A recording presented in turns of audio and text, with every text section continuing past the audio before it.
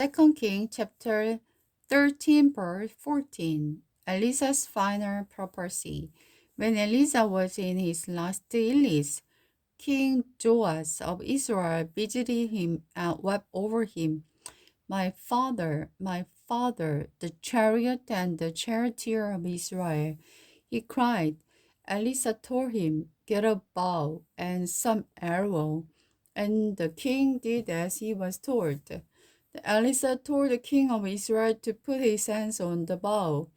Elisa laid his own hands on the king's hands. Then he commanded, open that eastern window. And he opened it, and he said, shoot.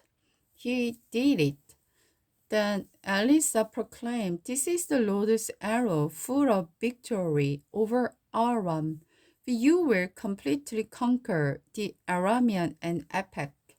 Now pick up the other arrow and strike them against the ground. So the king picked them up and struck the ground 3 times. But the man of God was angry with him.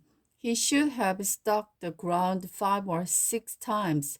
He exclaimed, then you would have beaten Aram until they were entirely destroyed. Now you will be victorious only 3 times. Then Elisha died and was buried. Groups of Moabite raiders used to invade the land each spring. Once, when some Israelites were burying a man, they spied a band of these raiders, so they hastily threw the body they were burying into the tomb of Elisha. But as soon as the body touched Elisha's spawn, the dead man revived and jumped to his feet. King Hazar of Aram had oppressed Israel during the entire reign of the king Jeroboam, but the king was gracious to the people of Israel, and they were not totally destroyed. He pitied them because of his covenant with Abraham, Isaac, and Jacob, and this day he still had not completely destroyed them or banished them from his presence. King Hazor of Aram died, and his son Ben-Hadad became the next king. Then Jehoash, son of the Jehoaz, recaptured from the Ben-Hadad, the son of the Hazor, the town of the Hazor had taken from the Joash's father.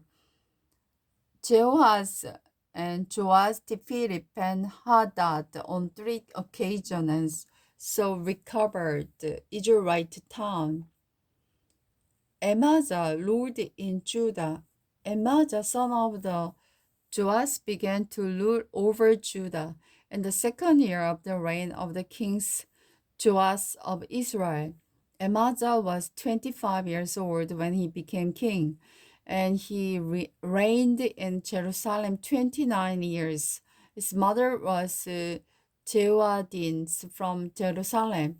Amaz did what was pleasing in the Lord's sight, but not like his ancestor David. Instead, he is following the example of his father Joash.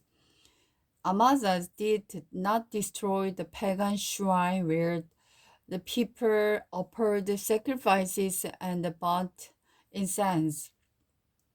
When Amazah was well established as the king, he executed the man who had assassinated his father. However, he did not kill the children of the assassins, for he obeyed the commands of the Lord written in the book of the law of Moses.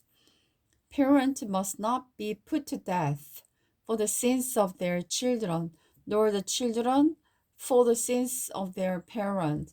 Those worthy of death must be executed for their own crimes.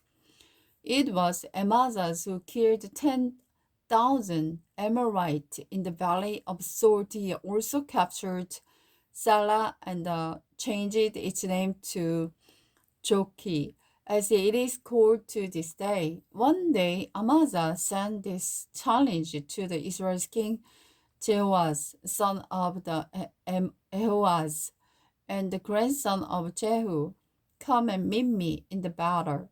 But King Jehoaz of the Israel replied to King Amasa of the Judah with this story.